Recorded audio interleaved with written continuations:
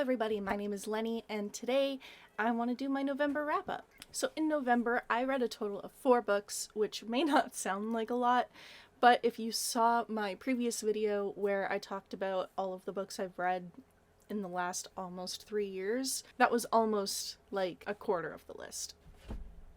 So without further ado, let's jump into the books that I read. The first book that I read in November was Friends, Lovers, and the Big Terrible Thing by Matthew Perry.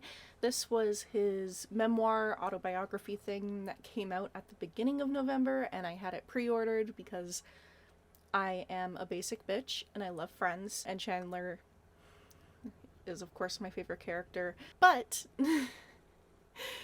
I kind of hated it. I don't have my copy with me because I'm lending it to a friend who really wanted to read it after she heard me bitching about it, but I despised this book. The only thing it had going for it was that I read it very quickly, and I was basically able to inhale read this book, which was wonderful, because I feel like that's a big part of what got me out of my reading slump, which I still don't feel like I'm necessarily fully out of, but I feel like I'm out of it enough, if that makes any sense. But this book just follows Matthew Perry's life as he deals with addiction, in particular his alcohol addiction and a little bit of his drug addiction. I was kind of hoping that it would talk more about what it was like going through the things that he did while doing that and getting over it, if that makes sense, but instead a lot of it felt like really cyclical. He kind of made himself out to be a huge asshole in it.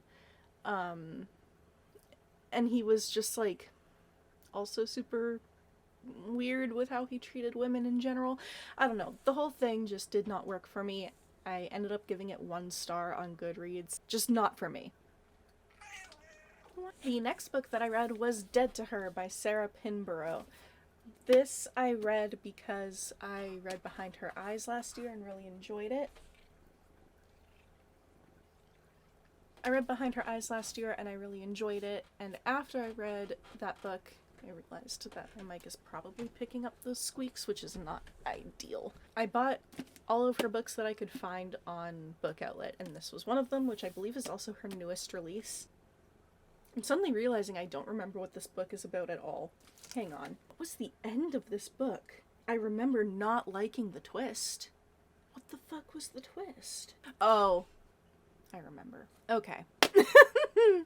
This book follows Marcy, and she is part of like the upper class in this southern town, but she's kind of not. She and her husband Jason had like a whirlwind romance where he was cheating on his wife with Marcy, and he ended up leaving his wife to be with Marcy, and therefore a lot of the women in their aristocratic sort of friend circle don't quite like her. And at the beginning of this book, the like head honcho sort of their friend group, who is the owner of the law firm that her husband works for, his wife has died and he went to England for a few months, and he came back with a new young wife who is also black. So the book kind of follows everything that happens with that, with Marcy and Keisha's relationship, that's the new wife, as like some weird shit starts happening. The only good thing this book had going for it is that it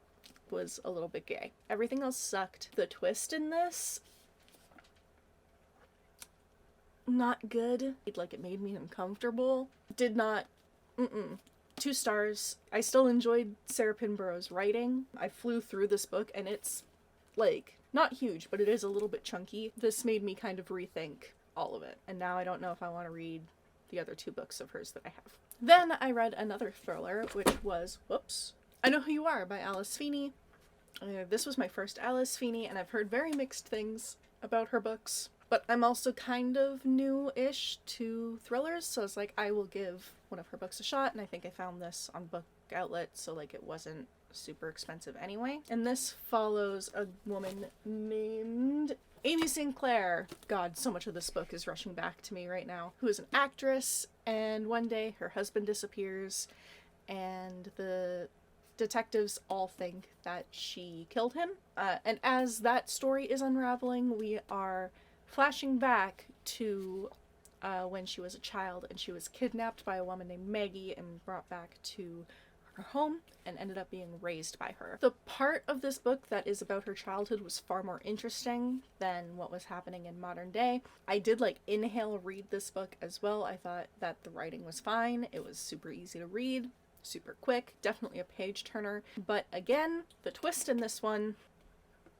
it's a big ol' yikes from me. Did not like it. It was so wrong on so many levels, and I hated it. It did things that I don't like in general, and then also made them taboo. Yeah, I don't know what I can say about it. 2 stars. And then the final book that I read in November was The Demon Trapper's Daughter by Jana Oliver. This is a book I've had on my shelf since probably 2013, and I finally was in the mood to read it. And I think I heard about this originally from Kat at Catty-tastic. I'm pretty sure this is in the first haul that I ever posted on my channel. This book is old.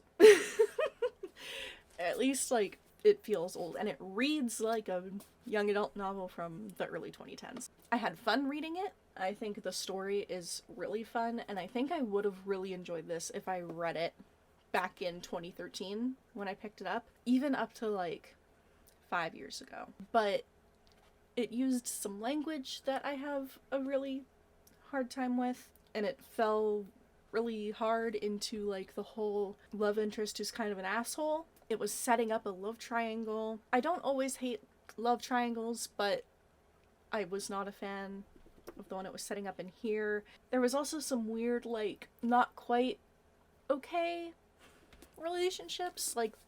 The guy that the main character is dating in this is 20 and she's 17, which isn't terrible, but it's not great. And then the other guy who's into her is 22, and it just gave me a bit of the ick. I'm realizing that I didn't really tell you what this is about, but basically this is an urban paranormal fantasy following a girl named Riley, whose father is one of the best demon trappers that the city of Atlanta has ever seen. And one day while he's out hunting or out trapping, not hunting, they make a big deal about that, with, what's his name? Beck. Denver Beck, right? Beck. I'm realizing how bad my memory is now. My meds have messed with my memory for the last 2 years, and it's kind of wild. But anyway, with Beck, who is the guy who's 22, who's into Riley, her dad ends up dying, and Riley kind of takes it upon herself to figure out what is happening with the demons, because things seem to be happening that should not be happening. And while it's all happening, she has to stand vigil at her father's grave so that the necromancers don't raise his body and sell him to a rich person to use as a slave. So there's parts of it that are really fun and really interesting, and I would love to read a version of this written now, because I feel like there are authors in the YA space now who could write this story so fucking well, and it would be so much fun, and people would love it. But unfortunately, it just didn't really do it for me. I think I would give this 2.5 stars, and I do own the second book, but I'm definitely not going to read it. So those are all of the books that I read in November. What are the books that you read in November? You should let me know in the comments down below. Have you read any of the books that I talked about in this video? You should let me know your thoughts and feelings about them down below. I do love hearing from you, and I respond to every comment on my videos. I said that reversed. I do respond to every comment on my videos, and I absolutely love hearing from you. That's what I usually say. Oh my god. I'll see you soon with a new video. Bye!